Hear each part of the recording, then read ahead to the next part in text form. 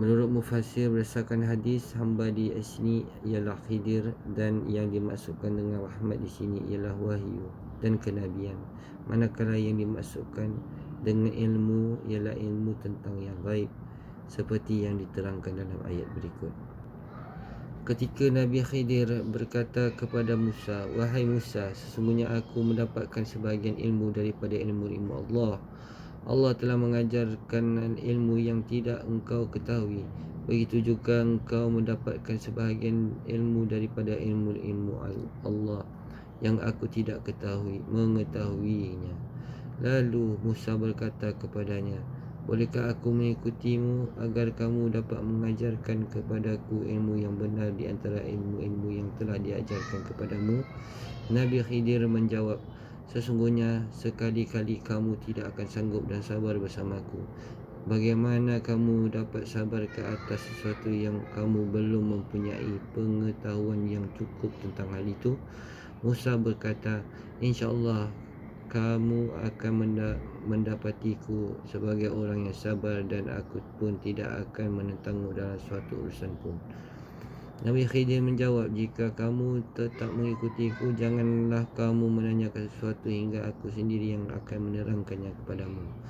Kemudian kedua-duanya berjalan menyusuri pantai. Lalu kedua-duanya naik perahu hingga belah seekor burung pada tiang kapal. Lalu menyelamkan paruhnya pada air untuk minum. Nabi Khidir berkata kepada Musa, "Ilmu yang aku miliki dan ilmu yang engkau miliki berbanding dengan ilmu Allah, seukuran dengan apa yang dipatuk oleh burung itu daripada laut." Ketika mereka berada dalam kapal, Musa berasa hairan oleh tindakan Khidir. Musa berkata kepadanya, "Mereka telah membawa kita tanpa upah, tetapi mengapa kamu menempuk lubang perahu mereka untuk kamu tenggelamkan penumpangnya?" Khidir menjawab, "Bukankah telah aku katakan kepadamu bahawasanya kamu sekali-kali tidak akan sabar ikut bersamaku?" Musa berkata, "Janganlah kamu menghukumku kerana kealpaanku dan janganlah kamu membebaniku dengan suatu kesulitan dalam urusanku." Itulah pertama kalinya Musa terlupa. Tak lama kemudian kedua-duanya turun daripada perahu tersebut dan pergi berjalan. Tiba-tiba mereka melihat seorang anak kecil yang sedang bermain dengan dua orang temannya. Nabi Khidir memegang kepala anak itu dan membunuhnya. Musa berkata kepadanya, "Mengapa engkau bunuh jiwa yang bersih? Bukan kerana dia membunuh orang lain? Sungguh engkau telah melakukan sesuatu yang sangat mungkar." Dia berkata, "Bukankah sudah aku katakan bahawa engkau tidak akan mampu sabar bersamaku?" Dia Musa berkata, "Jika aku bertanya kepadamu tentang sesuatu setelah ini, maka jangan lagi engkau mengizinkan aku menyertaimu. Sesungguhnya engkau sudah cukup bersabar menerima alasan daripadaku." Maka kedua-duanya berjalan hingga ketika kedua-duanya sampai kepada penduduk suatu negeri. Mereka berdua meminta dijamu oleh penduduknya, tetapi mereka penduduk negeri itu tidak mahu menjamu mereka. Tiada seorang pun yang memberi makanan atau minum bagi kedua-duanya. Kemudian kedua-duanya mendapatkan dinding rumah yang hampir roboh di negeri itu. Lalu dia menegakkannya. Lalu Musa mengatakan kepadanya, "Mereka tidak menjadikan kita sebagai tamu dan tidak pula mempersilakan kita. Jika engkau mahu, nescaya engkau dapat meminta balasan untuk itu." Nabi Khidir mengatakan, "Inilah perpisahan antara aku denganmu.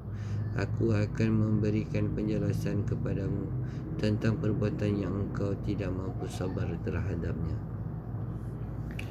Daripada Abu Musa radhiyallahu an, dia berkata bahawa Nabi SAW bersabda, "Sesungguhnya perumpamaan teman dekat yang baik dan teman dekat yang buruk adalah seperti penjual minyak wangi dan tukang pandai besi. Seorang penjual minyak wangi kadang-kadang melumurkan wanginya kepadamu dan kadang-kadang kamu membeli sebahagiannya atau kamu dapat mencium semerbak harumnya wangian itu. Sementara tukang pandai besi, pada kalanya ia membakar pakaian kamu dan atau kamu akan mencium baunya yang tidak sedap. Hadis riwayat Bukhari Muslim. Hadis di atas memberikan pengertian larangan bergaul dengan orang yang telah mengotori perkara dunia dan akhirat. Dorongan untuk bergaul dengan orang yang memberikan pengertian dunia dan akhirat. Bolehnya jual beli wangian dan hukum wangian itu suci apabila dipakai dalam solat. Daripada Abdullah bin Mas'ud radhiyallahu anhu, dia berkata, ketika aku bersama Nabi SAW di suatu ladang, sementara baginda tengah bersandar, tiba-tiba lalu beberapa orang Yahudi. Mereka saling berkata satu sama lainnya, tanyakanlah kepadanya tentang roh. Sehingga dia kembali bertanya, bagaimana pendapat kamu tentangnya? Namun sebahagian berkata, jangan sampai dia meminta kamu mendatangkan sesuatu yang kamu sendiri tidak menyukainya. Mereka berkata, tanyakanlah kepadanya. Kemudian mereka bertanya tentang roh. Nabi SAW diam dan tidak menjawab apapun kepada mereka. Aku tahu baginda tengah diberi wahyu. Aku berdiri dari tempatku saat wahyu turun. Baginda bersabda, dan mereka bertanya tentangmu tentang roh, dan mereka bertanya kepadamu tentang roh.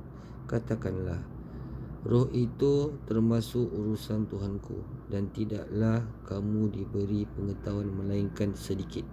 Surah Al-Isra 17:85. Nabi Musa AS termasuk salah seorang Nabi Ulul Azmi yang memiliki keteguhan. Ketika Allah SWT memberitahukan bahawa ada seorang hamba yang diberi ilmu yang tidak diberikan kepada Nabi Musa, maka baginda pun segera memohon kepada Allah agar diberi petunjuk untuk menimba ilmu daripadanya. Setelah Nabi Musa menemuinya, Khidir AS mengatakan, sekali-kali kamu tidak akan sanggup dan sabar bersamaku. Maka Musa AS pun menjawab, InsyaAllah kamu mendapatiku sebagai orang yang sabar dan tidak akan menentangmu. Pernyataan Musa AS ini sebagai bukti ketawadukannya, walaupun tidak diragukan lagi bahawa Nabi Musa lebih utama dan lebih tinggi kedudukan dan darjatnya daripada Khidir AS. Ini pula yang menjadi keutamaan Nabi Musa ketika harus menempuh perjalanan yang sangat melelahkan dalam mencari ilmu. Demikian juga dalam adab-adabnya serta kesungguhannya dalam meraih ilmu. Sadaqallahu alazim.